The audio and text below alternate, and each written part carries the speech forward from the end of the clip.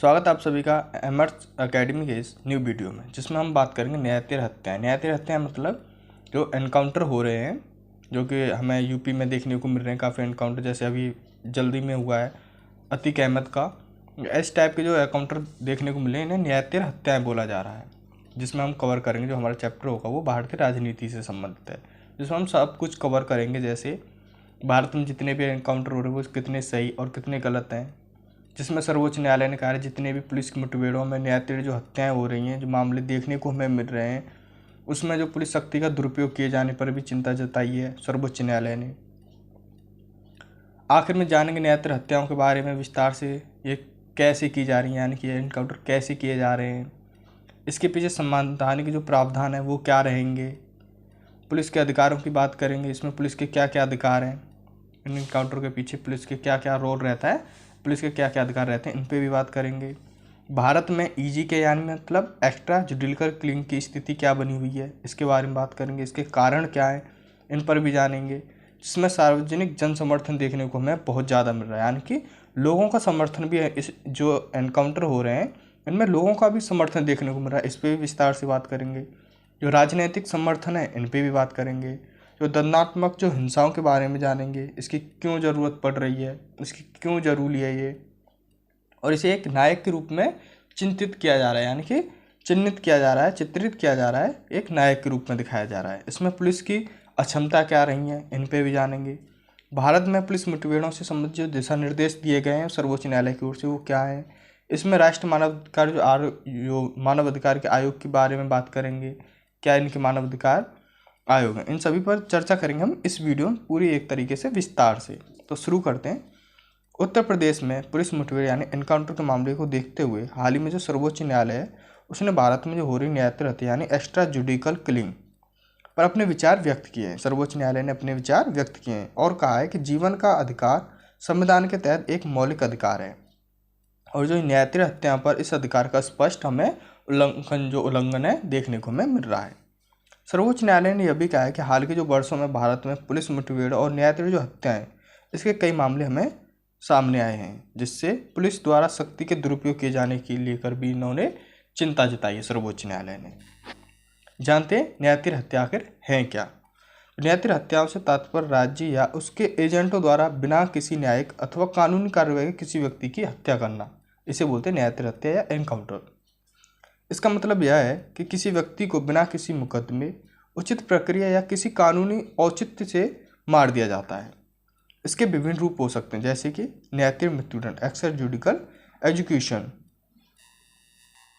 जिसमें अविलंबित मृत्युदंड यानी समरी एग्जीक्यूशन, और बलपूर्वक गायब किया जाना, यह भी इससे संबंधित है। ये सभी कार्य अवैध हैं और मानवाधिकार तथा कानून के शासन का ये बिल्कुल उल्लंघन करते हैं। अक्सर कानून व्यवस्था बनाए रखने अथवा आतंकवाद का मुकाबला करने के नाम पर ऐसे कार्य कानून प्रवर्तन एजेंसियों अथवा सुरक्षा बलों द्वारा किए जाते हैं। जानते हैं इसमें संवैधानिक प्रावधान क्या होते हैं। संविधान के अनुसार भारत में जो कानून का शासन होना चाहिए वो संविधान ही सर्वोच्च शक्ति होती है, और विधायी एवं कार्यपालिका इसी के अधिकृत होते हैं। जो विधायी और विधायी कार्यपालिका जो होती हैं वो इसी के अकॉर्डिंग, संविधान के अकॉर्डिंग ही चलते हैं। संविधान के अनुच्छेद 21 के अनुसार यानी आर्टिकल 21 के अनुसार प्रत्येक व्यक्ति को जीवन और व्यक्तिगत स्वतंत्रता का गैर पराक्रम अधिकार भी होता है। निर्दोषता या अपराध के बावजूद यह पुलिस का कर्तव्य है कि वह संविधान को बनाए रखे एवं सभी के जीवन के अधिकार की भी रक्षा करे। अब जानते हैं इसके पुलिस के जो अधिकार हैं उनके बारे में। पुलिस के क्या क्या अधिकार होते हैं। पुलिस आत्मरक्षा से या शांति और व्यवस्था बनाए रखने हेतु एक घातक बल या सहित बल का प्रयोग कर सकती है। घातक जो बल है उसका प्रयोग कर सकती है शांति और व्यवस्था बनाए रखने के लिए। भारतीय दंड संहिता की धारा 96 के तहत प्रत्येक व्यक्ति को आत्मरक्षा का अधिकार होता है। यह हमारी धारा 96 के तहत होता है। आपराधिक प्रक्रिया संहिता की जो धारा है 46, वो पुलिस को किसी गंभीर अपराध के आरोपी गिरफ्तार करने हेतु घातक बल सहित बल प्रयोग करने की अनुमति देती है, धारा 46। जानते हैं भारत में ईजेकी की स्थिति क्या है, यानी एक्स्ट्रा जुडिकल किलिंग की स्थिति क्या बनी हुई है इस टाइम पे। भारत में वर्ष 2016 से 17 और 2021 से 22 के बीच 6 वर्षों में दर्ज जितनी भी पुलिस मुठभेड़ में हत्याओं के मामले में उसमें 15% की गिरावट आई थी। जबकि वर्ष 2021 से 22 में मार्च 2022 तक पिछले 2 वर्षों में जो मामले आए हैं उसमें 69.5% की वृद्धि हुई है। यानी भारत में पिछले 6 वर्षों में जो पुलिस मुठभेड़ से हत्याओं के मामले 813 मामले दर्ज किए गए हैं। अप्रैल 2016 में 6 वर्षों में छत्तीसगढ़ में न्यायेतर हत्याओं के सबसे अधिक मामले, यानी छत्तीसगढ़ में ये सबसे ज़्यादा देखे गए थे, वहाँ थे 259 मामले दर्ज किए गए थे। इसके बाद उत्तर प्रदेश सेकंड नंबर पे आता है, इसमें 110 मामले दर्ज किए गए थे। थर्ड नंबर पे आता असम, जिसमें 79 मामले हमें देखने को मिले थे जो कि दर्ज किए गए थे पुलिस को। जानते हैं ईजे के कारण क्या है, यानी एक्स्ट्रा जुडिकल किलिंग के कारण क्या है। सबसे पहला कारण आता है सार्वजनिक जन समर्थन, यानी कि लोगों का समर्थन। कभी कभी लोग ऐसी हत्याओं का समर्थन इसलिए करते हैं क्योंकि उनका मानना है जो हमारी न्यायपालिका जो व्यवस्था है, न्यायपालिका जो व्यवस्था है हमारी, उस समय पर न्याय नहीं देती है। यह जन समर्थन पुलिस की ओर अधिक साहसी बनाता है, जिससे ऐसी हत्याओं में वृद्धि होती है, यानी हमें देखने को मिल रही है। दूसरा पॉइंट आता है हमारा राजनीतिक समर्थन। यह कई राजनेताओं का मानना है कि पुलिस मुठभेड़ की अधिक घटनाएं राज्य में कानून व्यवस्था बनाए रखने के संदर्भ में उनकी उपलब्धि के रूप में काम करेगी या काम कर रही है।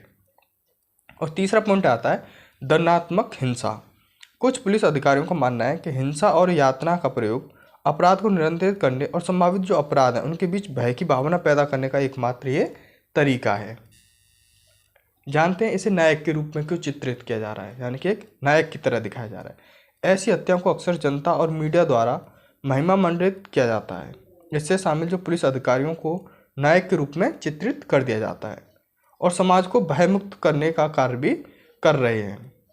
इस गैरकानूनी हिंसा का जश्न मना रही जनता और मीडिया यह भूल जाती है कि पुलिस के पास इस तरह की कृत्य करने या कोई भी अधिकार नहीं है और यह आरोपी के मानव अधिकार का बिल्कुल स्पष्ट उल्लंघन करती है। जानते हैं पुलिस की अक्षमता क्या है। तो जांच करने के लिए पुलिस के पास पर्याप्त संसाधन नहीं होने से सजा देने की दर को कम हो सकती है। मुठभेड़ों को पुलिस के लिए क्षेत्र में कानून व्यवस्था बनाए रखने, सकारात्मक छवि बनाने के लिए एक आसान तरीके के रूप से देखा जाता है। जानते हैं भारत में पुलिस जितनी भी मुठभेड़ है उससे संबंधित दिशा निर्देश सर्वोच्च न्यायालय की ओर से क्या दिए गए हैं। सितंबर 2014 में सर्वोच्च न्यायालय ने People's union for civil liberties बनाम स्टेट ऑफ महाराष्ट्र के मामले में मौत के प्रकरणों में पुलिस मुठभेड़ों की जांच के लिए दिशा निर्देश जारी किए थे। सर्वोच्च न्यायालय ने दिशा निर्देशों में निम्नलिखित शामिल थे, जिसमें था मजिस्ट्रियल जांच के प्रावधानों के साथ अनिवार्य रूप से प्रथम सूचना रिपोर्ट यानी FIR का पंजीकरण होना चाहिए। पूछताछ में जितने जो भी मृतक के परिजनों को भी शामिल करना होगा। गोपनीय सूचना का लिखित रिकॉर्ड भी इनको रखना होगा। स्पष्ट और निष्पक्ष जांच सुनिश्चित करने के लिए CID जैसी स्वतंत्र जो एजेंसियां हैं उनकी भी सहायता ली जा सकती है। घटना के बारे में जानकारी राष्ट्रीय मानवाधिकार आयोग यानी NHRC या राज्य मानवाधिकार आयोग को भेजी जानी चाहिए, यानी कि इनको ये मैंडेटरी है राष्ट्रीय मानवाधिकार आयोग या राज्य के मानवाधिकार आयोग के लिए। हालांकि NHRC की भागीदारी आवश्यक नहीं है, यानी कि NHRC को आप नहीं देते कोई बात नहीं है, राज्य के मानवाधिकार आयोग को आप दे सकते हैं जब तक कि स्वतंत्र और निष्पक्ष जांच के बारे में गंभीर संदेह न हो। अगर आपको गंभीर संदेह नहीं है तो कोई बात नहीं दे सकते। अगर गंभीर संदेह है तो आप राष्ट्रीय मानवाधिकार आयोग यानी NHRC को ये दे सकते हो, घटना की जानकारी दे सकते हैं। न्यायालय ने निर्देश दिया है कि इन आवश्यकता मापदंडों को भारतीय संविधान के अनुच्छेद आर्टिकल 141 के तहत घोषित एक कानून मानते हुए पुलिस मुठभेड़ों में होने वाली मौत और गंभीर चोटों के सभी मामलों में सख्त रवैया अपनाना जाना चाहिए। जिसमें राष्ट्रीय मानवाधिकार आयोग की क्या भूमिका है जानते हैं इसके बारे में। वर्ष 1997 में NHRC ने पुलिस मुठभेड़ में हुई मौतों के बारे में जानकारी दर्ज करने तथा राज्य में CID यानी केंद्रीय जांच विभाग द्वारा स्वतंत्र जांच की अनुमति देने और पुलिस अधिकारियों को दोषी होने की स्थिति में मृतक के आश्रितों को मुआवजा देने के लिए दिशा निर्देश प्रदान किए थे, जो किए थे राष्ट्रीय मानवाधिकार आयोग ने। वर्ष 2010 में इन दिशा निर्देशों में संशोधन किया गया था ताकि प्राथमिकी जो दर्ज करना है, मजिस्ट्रेटी जांच करना है और सभी मौतों के मामलों की रिपोर्ट 48 घंटे के भीतर वरिष्ठ पुलिस अधीक्षक या पुलिस अधीक्षक द्वारा NHRC को दी जाए, ताकि 3 महीने बाद जो पोस्टमार्टम रिपोर्ट है वो जांच रिपोर्ट और पूछताछ के निष्कर्षों के साथ दूसरी रिपोर्ट भी भेजी जानी चाहिए। जानते हैं इसमें आगे की राय, इसे कैसे और बेटर किया जा सकता है और इसे कैसे बेहतर किया जा सकता है। पुलिस मुठभेड़ में होने वाली मौतों को स्वतंत्र जांच की जानी चाहिए, क्योंकि इनसे विधि के शासन का नियम प्रभावित होता है। यह सुनिश्चित किए जाने की आवश्यकता है कि समाज में एक कानून व्यवस्था विद्यमान हो जिसका प्रत्येक राज्य, प्राधिकरण और जनता द्वारा पालन किया जाना चाहिए। पुलिसकर्मियों को बेहतर ढंग से प्रशिक्षित करने और उन्हें सभी प्रशासनिक कौशल से युक्त करने के लिए मानक दिशा निर्देशों को निर्धारित करने की आवश्यकता भी है, ताकि वे किसी भी गंभीर स्थिति में प्रभावी ढंग से निपट सकें। मुठभेड़ों में हुई हत्याओं की बढ़ती संख्या मानवाधिकारों के उल्लंघनों का कारण बन रही है। इसलिए पुलिस अधिकारियों को मानवाधिकार के महत्व के बारे में शिक्षित करना और उन्हें गैरकानूनी हत्याओं को रोकना काफ़ी आवश्यक है। आई होप ये क्लास आपके लिए काफ़ी महत्वपूर्ण रही होगी और काफ़ी अच्छी नॉलेजफुल रही होगी। अगर वीडियो अच्छी लगे तो लाइक, शेयर एंड सब्सक्राइब। धन्यवाद मेरे चैनल में जुड़े रहने के लिए।